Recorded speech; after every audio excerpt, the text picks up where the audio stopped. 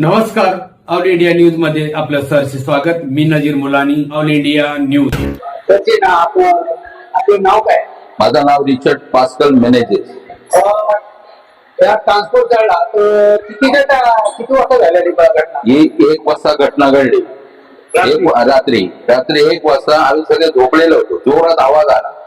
तो असा जोरात आवाज आला तसं समोरच्या घरावर लाईट पेटला असं.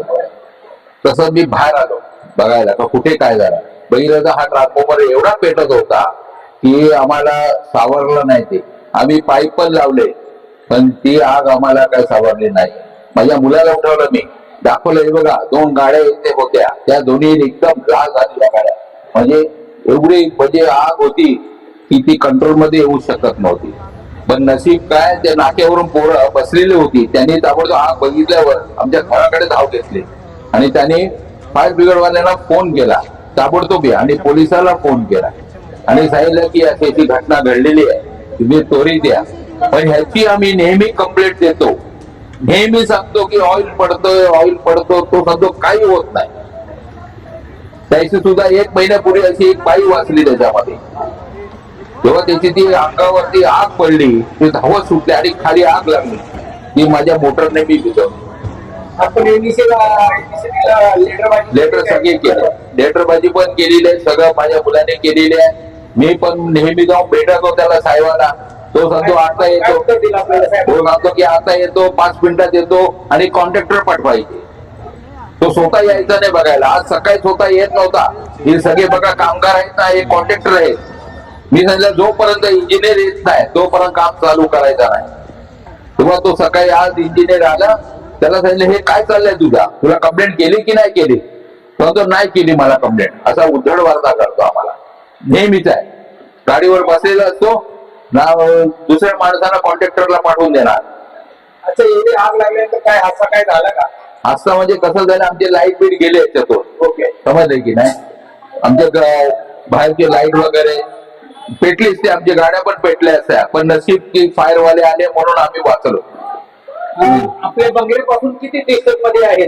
3 फुटाचं अंतर आहे, फक्त 3 फुटाचा.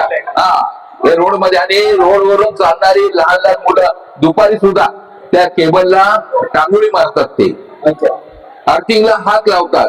कधी पण हादसा होणार आहे. ते एक दिवस लहान संरक्षण पत्रा बित्रा काय काहीच नाही. बघा ना, आता ते आता लावणार आज पत्रा, तो लावला होता पत्रा, तो पण असाच होता. चांगला पत्रा लावला नाही या लोकांनी. हा एरिया माणिकपूर मार्केटच्या मागे. हा, तर पहिली घटना भरपूर झालेले आहेत, भरपूर झालेले आहेत. केबल पेटलेले आहेत, हे झालं आहे, बस आला होता कधीतरी. असं म्हणजे चालूच आहे ते. म्हणजे आपण त्यांना सांगू त्याने ऐकलं नाही. झालं शेवटी जे काय व्हायचं ते झालं. समजले की नाही? आता सगळ्यांचे साया बेकार. आता मी त्यांना बोललो की इथे ट्रान्सफॉर्मर ठेवू नका.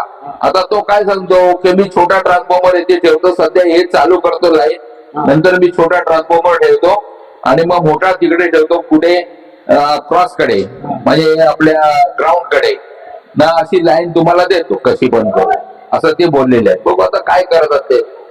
हा, चल. नाव काय? माझं नाव रॉबिन मेनेजेस. ही घटना कुठल्या ठिकाणी झालेली आहे? ही घटना काल रात्री 1 वाजता माणिकपूर मार्केटच्या मागे 1 वाजता रात्री झालेली. आणि माझ्या घराच्या समोर एक्झॅक्टली ट्रान्सफॉर्मर आहे आणि याची तक्रार सुद्धा आम्ही वारंवार देऊन सुद्धा फोन येत नाही इकडे बघायला. जसे वरिष्ठ माझे वडील आणि माझे 2 मुलं इकडे राहतात. आणि काल ऑइल लिकेज होऊन इकडे मोठी आग लागलेली. अराउंड 1:30 वाजता फायर ब्रिगेड येऊन आम्ही त्याला स्वतः जाऊन बोलवून आलो. 1:30 वाजता ती आग विझवली रात्री. आणि आता 12 तास उलटायला आले, तेव्हा 12 तासानंतर MSCB चे कर्मचारी आले. अजूनपर्यंत इंजिनियर नाही आले. जे चीफ इंजिनियर दत्ता मनुकोल आहेत, ते चीफ इंजिनियर सन सिटीचे, ते साहेब अजूनपर्यंत आले नाही. आणि त्या साहेबांनी फोन सुद्धा स्विच ऑफ केलेला आहे.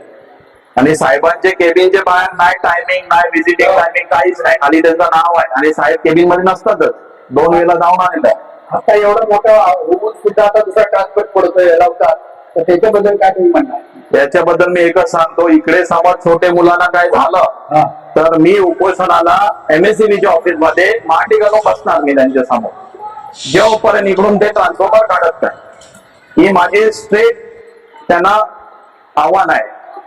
आपल्या बंगल्यापासून किती फुटावर अंतरावर आहे त्या तारबाग? एक 5 ते 6 फुटावरती माझा ट्रान्सफॉर्मर आहे, जास्त लांब नाही माझ्या घरापासून. ही रहदारीचा रस्ता आहे.